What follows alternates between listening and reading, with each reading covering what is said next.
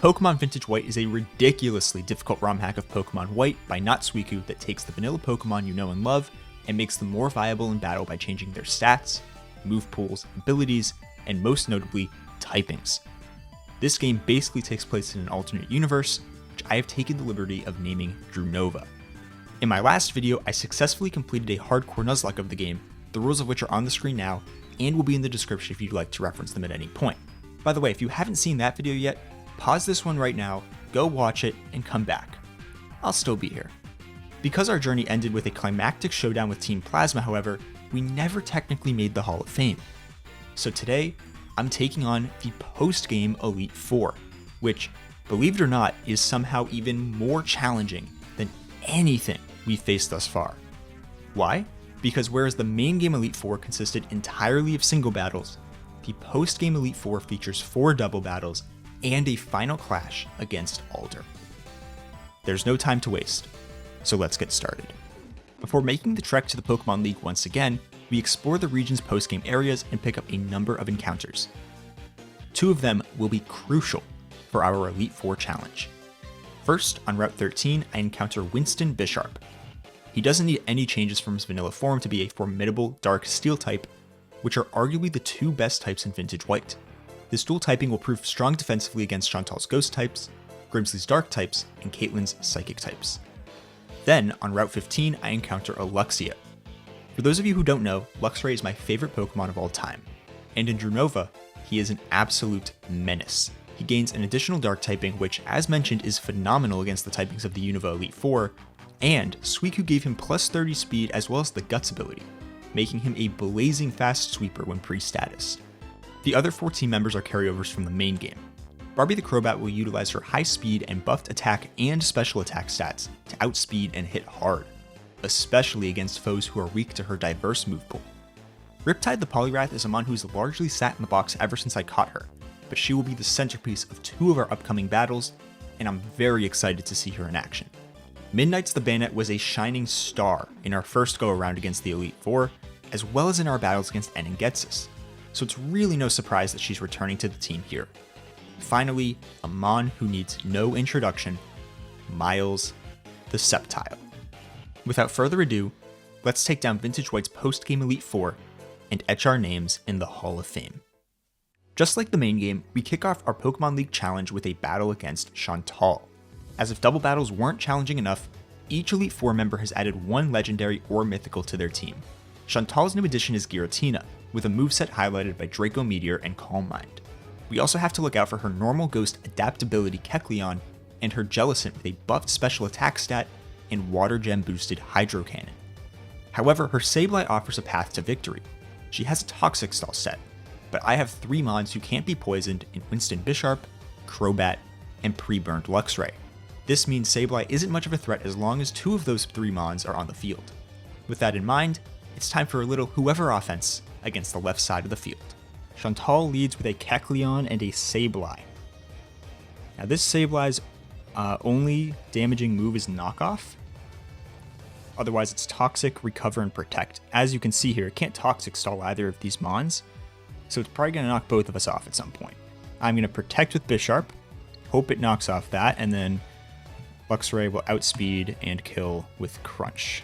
Okay, nice. Sableye goes Protect. That's huge, because I want to keep Leftovers recovery ideally on Luxray for as long as possible. Now here, it's a 50-50, I believe, between Dusclops and Jellicent to switch into that Kecleon slot. Okay, it goes Dusclops. Cool. That's good damage. Night Slash kills. That Dusclops can potentially be a pain with Brick Break, Nightshade, Pain Split, Will-O-Wisp. It does go Knockoff. It does it on Bisharp, which is fine by me. So this thing only has attacking moves, which means I can Sucker Punch. Okay, so without Black Glasses, it is no longer a guaranteed kill, so I'm going to go ahead and crunch the Chandelure as well. So that will do a good chunk. It has a very small chance of killing. Oh, alright, so we get some chip on the Sableye, which doesn't really matter. Defense drop would be very nice though. Okay, goes for knockoff, which is okay. Alright, Jellicent comes out. Alright, so this will kill Jellicent. Best case scenario would be a very nice flinch. That's why I did it on Thunderfang as opposed to Crunch right there, because we're obviously not going to use Thunderfang against the Giratina in the back. Flinch would be cool, not necessary. Yeah, so it's just going to recover here. Alright, so now it's Giratina. So basically, here's the deal. Giratina only has one attacking move, that being Draco Meteor. If it's going for that, then Bisharp Sucker Punch plus Luxray Crunch should kill. If it doesn't go for that, it's going to go Pain Split, Will-O-Wisp, or Calm Mind. Each of those are fine for me. Okay, so Sableye protects. That's really good. Okay, so it is going for Draco Meteor. That seems like a really good roll. I think this is going to kill.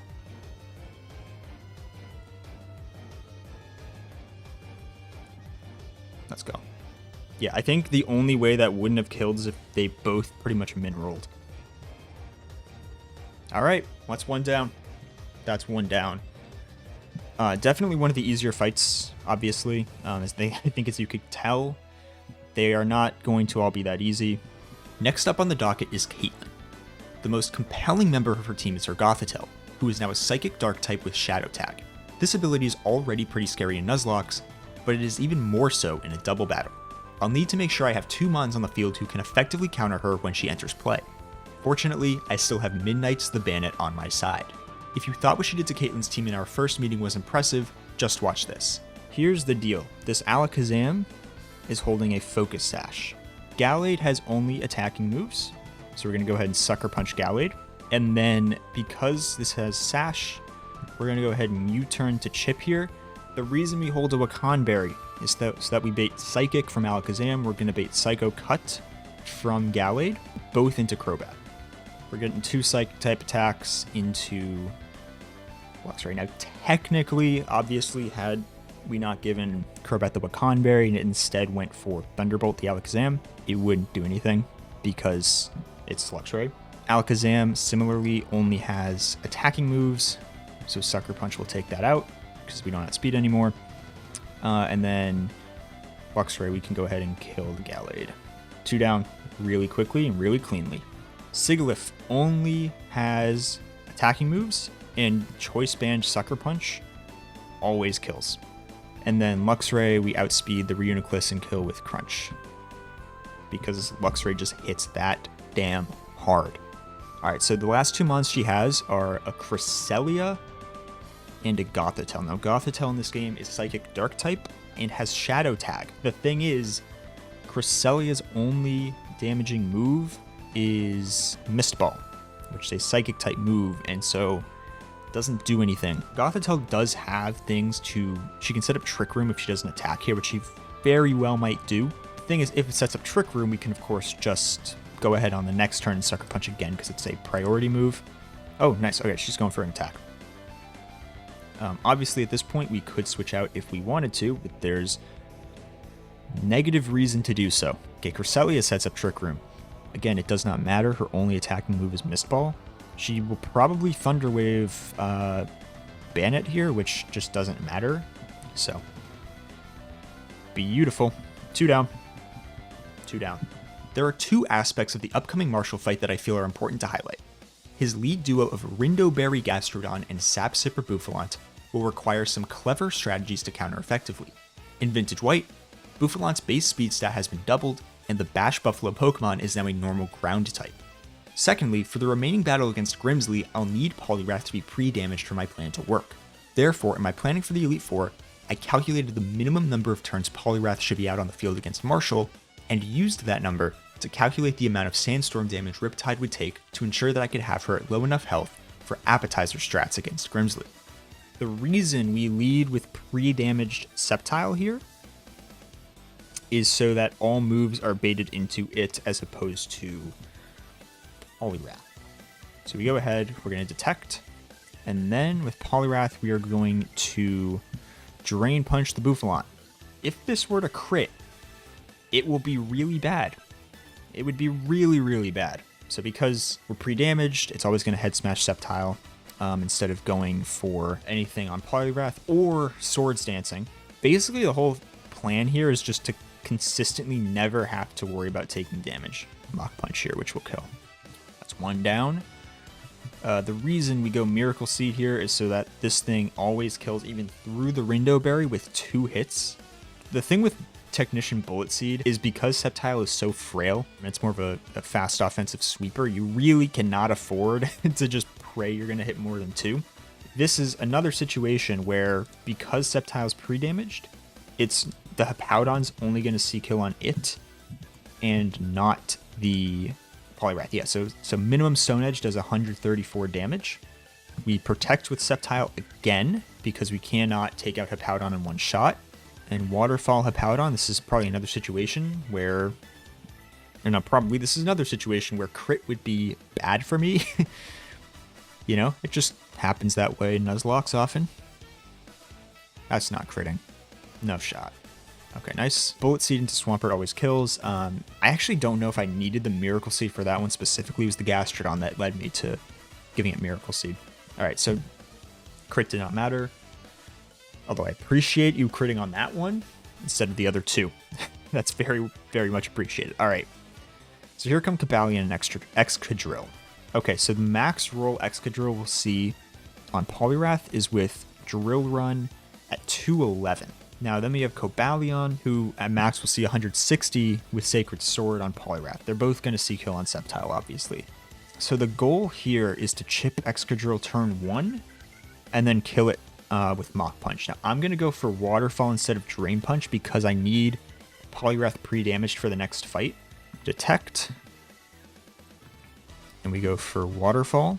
Alright, so this is going to do good chip damage. Even if it were to crit, that would actually be great. It just doesn't matter. Now, this is where things are admittedly, I'll say they're a little scary. This right here is most likely Iron Head or Sacred Sword. I guess there's a small chance of Rock Slide. I'm going to go Bayonet. It's only dead, if I remember correctly, to some rolls. Yeah, a few rolls of Iron Head crit would kill. And again, it could just go Sacred Sword, in which case we take no damage. Oh, maybe I should have gone. Okay, did go Iron Head. Please do not crit. Okay. Please hit this. Please hit this Will-O-Wisp. Okay. I think we're in the clear now. It did indeed go for the attack, but that won't do much now. Okay, cool. The redown. To me, Grimsley is hands down the hardest fight of the entire game. The main difference between this fight and the previous 3, as well as pretty much every other double battle I've fought throughout DrewNova, is that in those fights, I had consistent baiting strategies. In other words, I knew which Pokemon the AI was going to send out in any given situation throughout the entirety of the battle.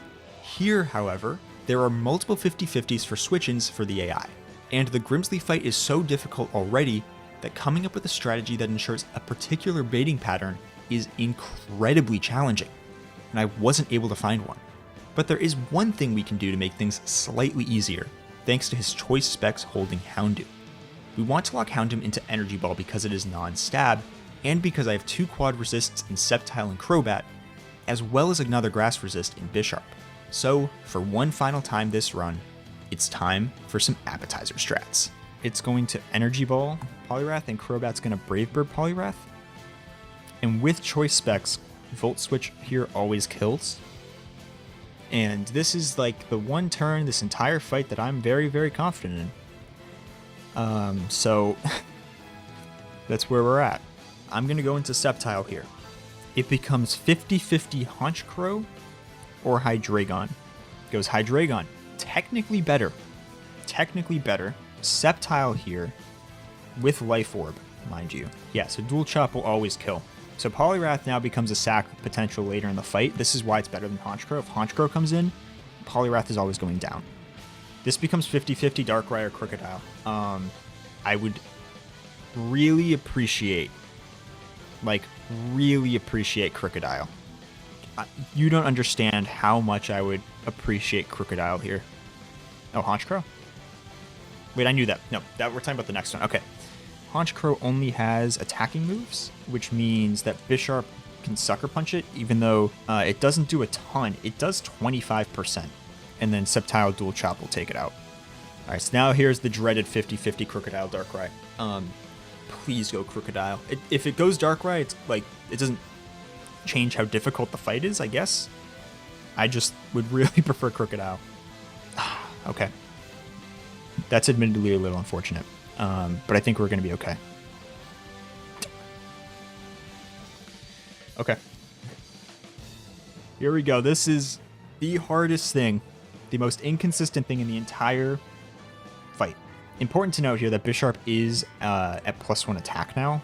Ironhead does do a lot of damage, actually. Oh, what about Poliwrath? What about Poliwrath instead of Crobat? I think that might actually be our best option.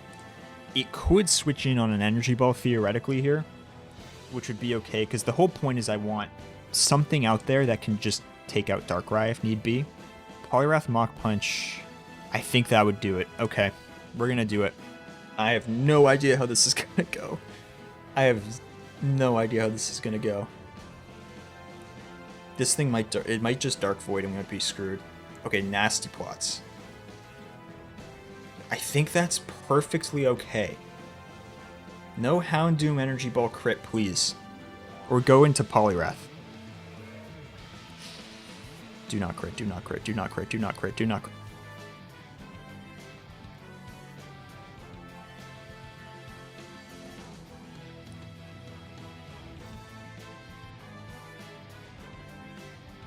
Okay. That was also a mega high roll. Houndoom sees kill with Energy Ball on both mons here. So I protect with Bisharp, and I Mach Punch with Poliwrath on Darkrai. So we take out Darkrai. Please go for Energy Ball into Bisharp. That would actually be huge if it did. Alright, so that down goes Darkrai. Just so incredibly massive. So incredibly massive. Houndoom. Okay. So all that's left is Crocodile. Now here's the beautiful thing here. Now, I don't know if this is actually going to work out for me. I'm going to have to figure this out. We know we're getting Drillrund on the left side and potentially Energy Balled. We know on the right side we're going to be getting Energy Balled. Now, Poliwrath I know is at -1 attack. The question is, what do we want to hit Crocodile with? Because I think Mach Punch is realistically the best play. On Drillrund / Energy Ball, the best play is obviously Crobat. I know, yeah, Bisharp getting to +3 attack there. So if had Crocodile come out originally, we would have used Defiant to our advantage on that. Decent damage, goes Energy Ball into... Good night, Poliwrath. Good night. Thank you so much, buddy. We would not be here without you. No shot we'd be here without you. We're feeling good at this point. We're feeling good. That was... Dude, that fight... I was so worried on so many levels. Because I had no clue what Darkrai was going to do. Because there was no way for me to bait it into using the attacking move. There's no way to win, Grimsley. Nah, there's no way. My guy, you are cooked. Cooked. Good night, Grimsley. Good night. Let's go. That leaves just one. And now, my friends, it is time for a battle against the previous champion of DrewNova, Alder. You don't get to fight Alder during the main game. But here we are. In the post game. One more fight. These are the Volcarona with Drought. So it's Focus Sash. With Life Orb, Fake Out plus Dual Chop is going to kill. That's one down. And here comes the big bad. The big bad is Zekrom. This thing is obviously incredibly powerful. We are obviously dead to Dragon Rush here. Dual Chop almost never kills. 6.3% chance. So we gotta switch. This is the first sack. So this was always a planned sack because we are faster. Poison doesn't matter. Bye-bye, Barbie. But that's going to set us up for a Sceptile kill. 2 down. And definitely think the scariest mon. Down for sure. Here comes Zoroark. Now it's going to look like Gulfer Gregas, but this is Zoroark. Dual Chop will kill 93.8% of the time. If it doesn't, we're okay. So all right, it's looking like this is gonna kill. Again, it's 93.8% chance. It might be 100 after the first roll. There we go. Now this is where things are gonna become a little sad. Here comes Archeops. The reason we go Choice Scarf Luxray is because it can actually take this thing out if it outspeeds. However, we need to sack here, and realistically, if I want to raise my chances to win this fight, we have to sack Sceptile. There's no other choice. It sucks. It absolutely sucks. Goodbye.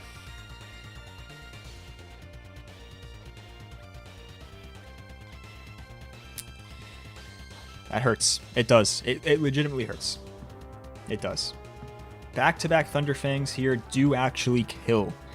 Originally, I was just going to Wild Charge. I didn't realize Thunderfang did so much damage. So we're going to roll with Thunderfang instead. And down goes Archeops on Pheasant. Now this thing in this game is fighting flying type. Buffed stats across the board, you know the deal. Really fast, however, Choice Scarf Luxray gets the job done. And that leaves one final Mon.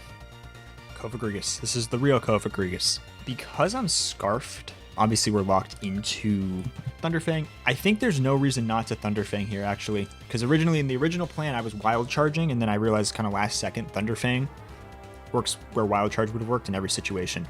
The Para. Leftovers Recovery. I don't think we're going to kill with Thunderfang here. It's a range. It's a range. That's anticlimactic. That's very anticlimactic. Another Paralysis. My favorite Pokemon of all time. Sweeping through the last half of Alder's team. Oh, come on. What are we doing? What are we doing, Alder? Have a little pride. Have a little pride, my guy. One more time. Luxray, my favorite Pokemon of all time. Sweeping through the last half of Alder's team. And that right there is a vintage white post-game Elite Four hardcore Nuzlocke defeated. Just like that, we've reached the Hall of Fame. This post-game Elite Four was by far the most challenging Nuzlocke experience I've ever had, and I thoroughly enjoyed playing through it, as well as the game as a whole. Once again, thank you to Nutsuiku for making such a fun and incredible game. If you enjoyed this video, please consider liking and subscribing if you would like to see more. I have a lot more content on the way, so stay tuned. If you want to watch me take on my next Nuzlocke challenge live, you can catch me streaming on Twitch. The link to my Twitch channel will be in the description. And feel free to leave a comment about your thoughts on this Elite Four, my vintage white Nuzlocke as a whole, or anything else really. I'd absolutely love to hear from you. Thank you so much for watching, and I'll see you next time.